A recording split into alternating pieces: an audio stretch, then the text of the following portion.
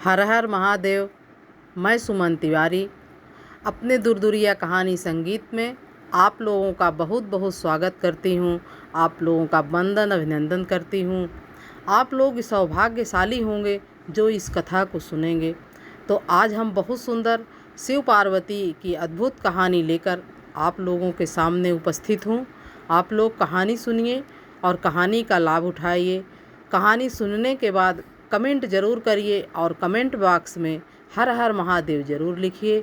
आप लोगों को कहानी कैसी लगी ज़रूर बताइए, क्योंकि आप लोगों के कमेंट से ही हमें हौसला मिलता है और मेरा मन करता है कि मैं आप लोगों को बढ़िया से बढ़िया कहानी सुनाऊं। तो आइए सुनते हैं शिव और पार्वती जी की अद्भुत कहानी। एक बार शंकर जी और पार्वती जी कैलाश पर बैठे हुए थे। सारे देवता आकाश मार्ग से जा रहे थे।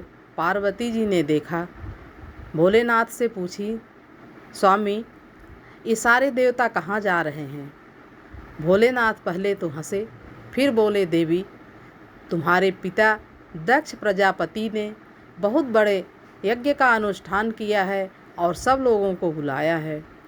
तो बोली कि स्वामी अगर आपकी आज्ञा हो, आपकी अनुमति हो तो मैं भी जा आऊँ। भोलेनाथ ने कहा कि जाओ, जाना कोई बुरी बात नहीं है, लेकिन एक बात मेरी सुनती जाओ। 4 जगह पे बिना निमंत्रण के, बिना बुलाए जाना चाहिए। एक पिता के घर अगर कोई उत्सव है तो वहाँ निमंत्रण का इंतज़ार नहीं करना चाहिए, बिना निमंत्रण के जाना चाहिए। दूसरा, मित्र के घर अगर कोई उत्सव है, वहाँ भी अगर आपको निमंत्रण नहीं मिला है तो आपको ज़रूर जाना चाहिए, बिना बुलाए जाना चाहिए। तीसरा, आपके गुरु के घर अगर कोई उत्सव है तो आपको वहाँ भी बिना बुलाए ज़रूर जाना चाहिए। आपके स्वामी के घर कोई उत्सव है तो आपको बिना बुलाए वहाँ भी ज़रूर जाना चाहिए। लेकिन आपके पिता दक्ष प्रजापति ने हमको जानबूझकर निमंत्रण नहीं दिया है, इसलिए वहाँ जाना कल्याणकारी नहीं होगा। फिर भी पार्वती मानी नहीं और पार्वती जी वहाँ चली गईं अपने पिता के घर उत्सव में। वहाँ जाती हैं, देखती हैं उनकी बहनें, उनकी सखियाँ, कोई उनसे बात नहीं करते हैं। दक्ष प्रजापति भी उनसे बात नहीं करते हैं। जब वो अंदर जाती हैं, देखती हैं वहाँ सारे देवताओं का स्थान है, सारे देवताओं का भाग है, लेकिन रुद्र का, महादेव का कोई स्थान नहीं है। इतना देखते ही पार्वती जी क्रोधाग्नि से उनका शरीर एकदम से भभक उठा, बहुत क्रोध में हुई। उसके बाद वहाँ बैठे हुए जितने लोग थे उन सबको एक एक को पार्वती ने कहा, अगर आप लोगों ने यहाँ हमारे पति, केवल वो हमारे पति नहीं हैं, वो तीनों लोक के नाथ हैं, तीनों लोक के पिता हैं, अगर उनकी निंदा आप लोगों ने सुनी है तो आप लोगों को इसका दंड जरूर मिलेगा।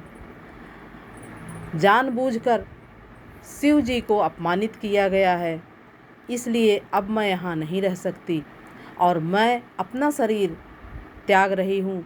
उन्होंने अग्नि को आवाहन किया, उनके अंगूठे से अग्नि निकली और वे अपने शरीर को वहीं पर उन्होंने भस्म कर दिया। लेकिन जलने से पहले उन्होंने श्री रामचंद्र जी से प्रार्थना की कि हे स्वामी, हे भगवान, आप तीनों लोक के स्वामी हो और हमारे स्वामी के भी स्वामी हो। हमारे स्वामी आपको भजते हैं। मैं चाहती हूँ हर जन्म में शिव ही मेरे पति बने। श्री रामचंद्र जी ने उनका वरदान उनको दिया और स्वीकार कर लिया। उन्होंने कहा कि अगर आप कहोगे तो वे ज़रूर आपकी बात मानेंगे। मुझे हर जन्म में शिव ही मेरे पति होने चाहिए। रामचंद्र जी ने कहा ठीक है। उसके बाद वहाँ क्या होता है, जैसे ही पार्वती जी अपने आप को भस्म कर लेती हैं, शंकर जी को उनके भस्म होने की खबर मिलती है। शंकर जी बहुत क्रोधित होते हैं। उन्होंने अपने सारे गणों को आदेश दिया कि आप वहाँ जाइए और दक्ष प्रजापति को दंड दीजिए और उनका यज्ञ विध्वंस कर दीजिए।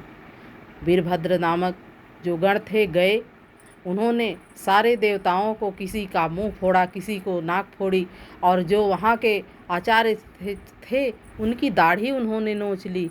बोले तुम आचार्य कहने के लायक नहीं हो। जहाँ शिव जी का अपमान हुआ, जहाँ मेरी माता ने प्राण त्याग दिए।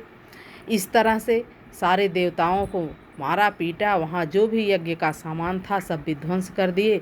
उसके बाद दक्ष प्रजापति का सिर पकड़ के वीरभद्र ने इतनी ज़ोर से नचाया, उनका सिर धड़ से अलग हो गया और सिर को ले जाकर उन्होंने हवन कुंड में स्वाहा कर दिया।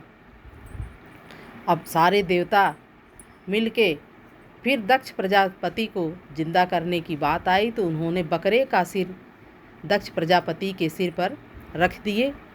दक्ष प्रजापति जी बकरे की तरह गाल बजाने लगे और तब से शंकर जी को खुश करने के लिए लोग बकरे की तरह गाल बजाते हैं। पार्वती जी ने वरदान जब मांगा था श्री रामचंद्र जी से कि मुझे शिव ही मिलें, तो रामचंद्र जी ने कहा कि देवी, आपके पिताजी जीवित हो उठे हैं और उन्हें बकरे का सिर मिल गया है, कहिए तो मैं आपका जन्म उनके यहाँ कर दूं। पार्वती जी ने कहा नहीं स्वामी, आप मुझे पत्थर की बेटी बना दीजिएगा, लेकिन आप मुझे दक्ष प्रजापति की बेटी मत बनाइए।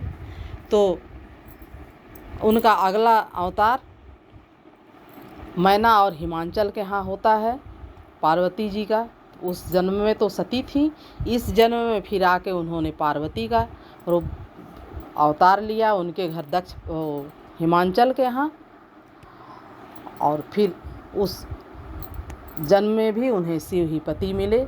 इसलिए आप लोगों को हमारी ये कहानी कैसी लगी कमेंट करके ज़रूर बताइएगा। बोलिए हर हर महादेव, बोलो शिव पार्वती की जय।